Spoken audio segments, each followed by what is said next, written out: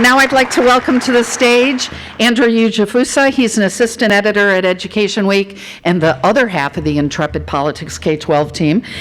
These are my station breaks. And Julio César Contreras, he's Tulsa's Instructional Leadership Director. All right, we are so fortunate to have Julio here today. He is the Instructional Leadership Director at Tulsa Schools. He works with 6 principals. He used to work in Chicago public schools. He grew up in the Chicago area as a child of immigrants. And he came to Tulsa a couple of years ago at a time when the Latino population was rising rapidly. So I think his services are invaluable for that reason too, among others.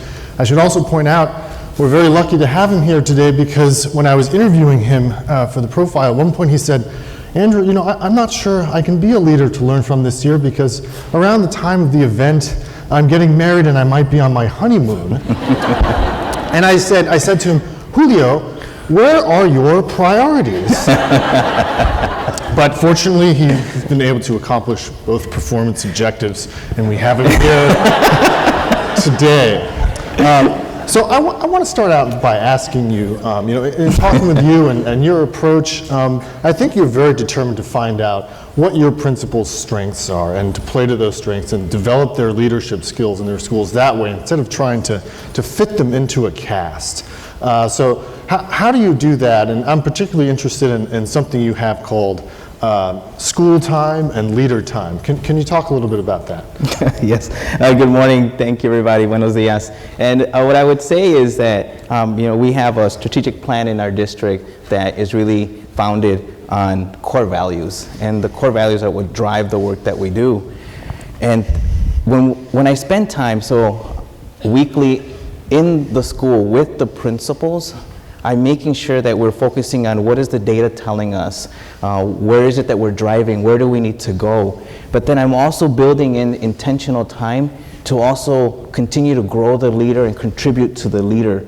And that's where the chunking of the time of there's school time of what students and our staff needs, and then there's leader time of how do I continue investing in this leader to be the best leader for the school and the community. Yeah, and how do you, over the course of working with that principal, how do you know whether they're accomplishing, you know, what they want, both for the school, as you said, and for themselves? How do you follow them and how do you help them track you know, meeting those goals? Yeah, we set very intentional goals. We talk about what it's going to look like.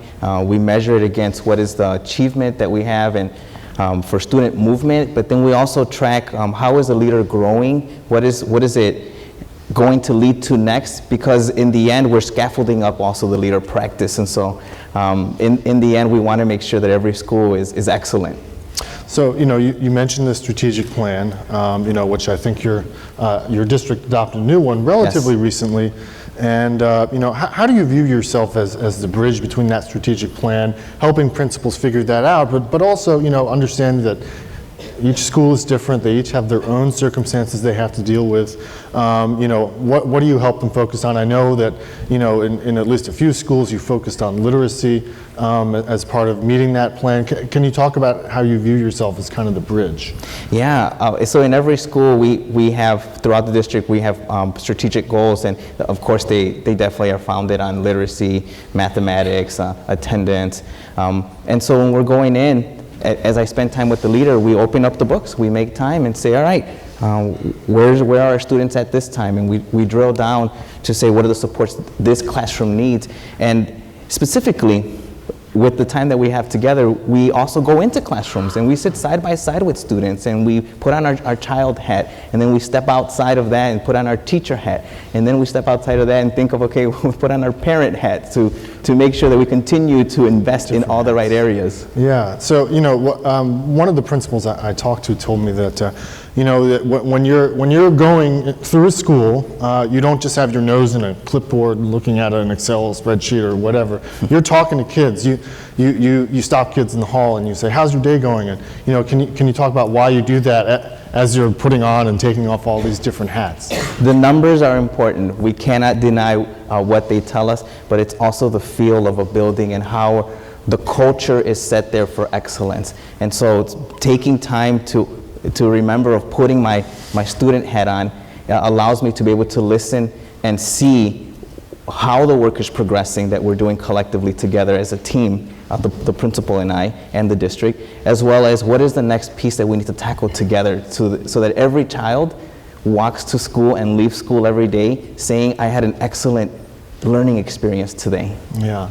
I know that one of the things you try and make a point of is that you don't just go home when you don't sort of switch off when the school day is over. You make a point of engaging with the broader Latino community in Tulsa, which, as I mentioned, is growing. Yeah. Can you talk about that work and specifically sort of bring it back to how it helps you, work with your principals and work with your schools? Absolutely. I think that the work that will continue to move education in our communities is that we ensure that we build strong schools, strong communities, and strong families. And so what that means is I make an intentional investment and serve on 2 boards. And so what that allows me to do is bring that awareness of what is going on in the community, of also what are the needs that our parents have, and see how we can weave those into the school, and at the same time find an avenue and a pathway for the parents to be involved externally with partners. Yeah, I mean, it must be difficult for many of the parents who I think traditionally have not felt connected to the school community, even though they may have a desire to talk to you, to talk to the principal and feel more engaged. I imagine that's a big part of that work, is just sort of making the parents feel comfortable, in part through your experience, and just sort of getting them to that point where they can sort of go to the school and feel comfortable talking to various people. It's very true. I recall as a child from immigrant parents and with limited command of English, and limited formal schooling. Those are memories that I carry, but they had a desire to be involved, and our parents today have a desire to be involved. So leaning again back on what I believe are the 3 pillars that will continue to move education forward, I'm part of that work to strengthen the bridge for our parents to walk across and for us to meet them there and continue this partnership together. We are sadly out of time. Everyone, please give a round of applause to Julio. Thank you so much.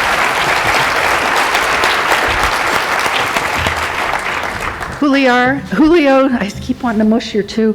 Julio César Contreras, a former teacher and principal, consciously avoids micromanaging the principals he supervises in the Tulsa, Oklahoma school district. Instead, he spends hours in schools with them, as you've heard, asking what supports they need and then hooking them up with the resources. He has learned to ask and listen for what teachers and students are saying to help him understand how best to support his principals. And he's worked hard to involve students and their families who have traditionally felt discouraged and disconnected from the broader school community. Julio César, come on over. Congratulations on being recognized as a 2016 Leader to Learn From for your leadership in supporting principals. Wow. Such important work.